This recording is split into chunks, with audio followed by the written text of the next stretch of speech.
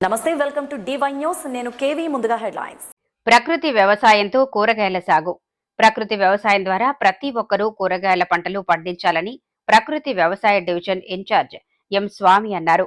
వీరవాసరం మండలం కొనితవాడ గ్రామంలో ప్రకృతి వ్యవసాయ కార్యకర్త టి సతీష్ కుమారి ఖాళీ స్థలంలో ఈవీఎం ఎర్వీ వీక్ మనీ మోడల్ కూరగాయల సాగు చేయటం జరుగుతుంది. పలు రకాల కూరగాయల విత్తనాలు మొక్కలు పెట్టడం జరిగింది. ఈ సందర్భంగా స్వామి మాట్లాడుతూ ప్రతి ఒక్కరూ తమ ఇంటి వద్ద ఉన్న ఖాళీ స్థలంలో లేదా ఇంటిపైన ఖాళీ స్థలంలోనూ టెర్రస్ గార్డెన్స్ పేరుతో కూరగాయలు సాగు చేస్తూ ప్రకృతి వ్యవసాయం ద్వారా పండించే కూరగాయలు తినటం వల్ల ఆరోగ్యం బాగుంటుందని అన్నారు. కార్యక్రమంలో మండల ఇన్ఛార్జ్ పి దేవి, నాగరాజు, ఐసీఆర్పీలు సతీష్ కుమారి, బి శ్రీనివాస్, మురళీ కుమారి, వరలక్ష్మి, కె నాగరాజు, సర్వేశ్వరరావు, నవీన్ కుమార్, రైతులు, ఎస్ఎస్జి మహిళలు తదితరులు పాల్గొన్నారు.